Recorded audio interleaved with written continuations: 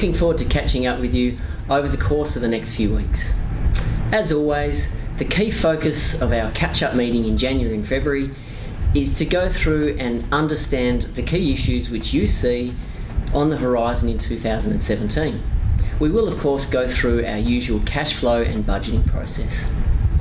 So that we can spend the most amount of time in our meetings talking about the key issues which you see on the horizon, we thought we would put together this short economic update for you to watch in advance of our meeting. We will go through and talk about any issues that the video raises during the course of our meeting. So, firstly, to an overview of the 2016 year. We could probably call 2016 the year of what did not happen, due to the number of doom and gloom scenarios predicted that did not eventuate. The market started the year with economists at the Royal Bank of Scotland recommending clients sell everything, suggesting the market could fall by up to 20%. Markets fell savagely in June in response to the UK Brexit vote. However, the market recovery was just as fast. Experts were predicting share market chaos should Donald Trump win the US election. However, the market response has been just the opposite, with the US share market sitting at or close to record levels. So what did happen? Global growth remained strong at 3%, and commodity prices rallied after a big fall earlier in the year. Politics became a key theme of the year. The UK Brexit vote, the US and Australian elections, and recent Italian referendum, highlighting the rising support for populist solutions and a backlash against globalisation. Very recently, we saw economic data in Australia showing our economy shrunk in the September quarter by 0.5%, which is the first time this has happened in 5.5 years. Let's look at some of the details. The ASX 200, the common measure of the Australian share market, started the year at 5,296 points. It rose as high as 5,611 points in early August 2016 and touched a low for the year of 4,707 points in February 2016. To date, the ASX 200 is sitting at around 5,546. The Australian share market enjoyed a strong year, with returns of around 7.1%, as compared to global shares, which were closer to 3% when measured in Australian dollars. Property trust returns were also significantly lower than we have seen over the last few years.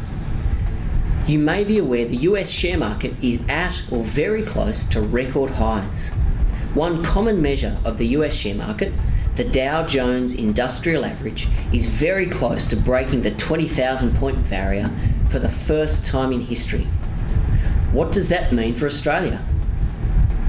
As we pointed out previously, the ASX 200 is sitting at around 5,545 points and has seemed to be at around this level for a number of years, still some way from the highs from back in 2007.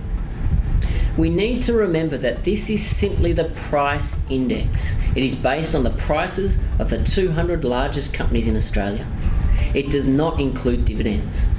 Australia is very different from the US in this regard.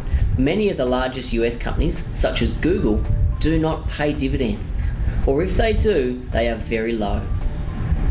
Tax on dividends in Australia is much more favourable, and for this reason, almost all of our large companies pay strong dividends. When we include dividends, it paints a much different picture. As you can see on this slide, the graph for the ASX 200 Total Return Index, which includes dividends, is also sitting at close to record high levels.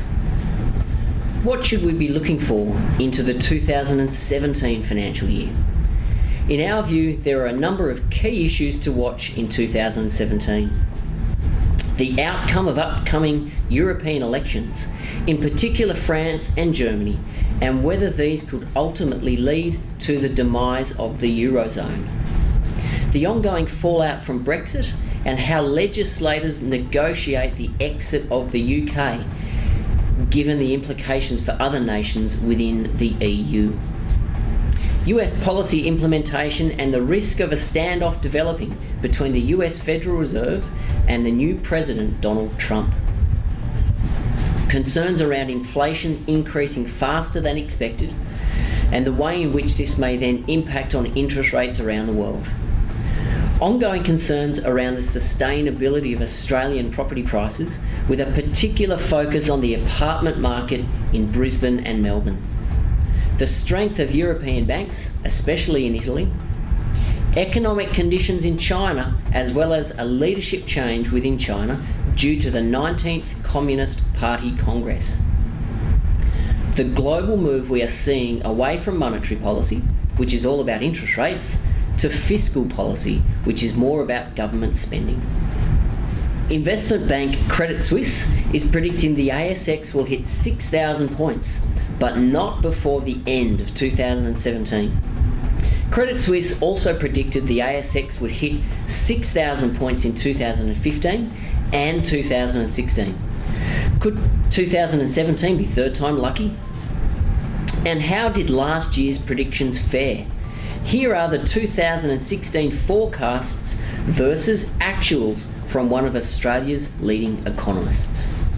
International shares were much lower than expected, Australian shares in line with expectations, and bonds higher than expected. That's the problem with predictions. They have a tendency to be wrong more often than not. I hope that this has been helpful in giving you an overview of the last 12 months and in setting the scene for 2017. I look forward to catching up with you soon.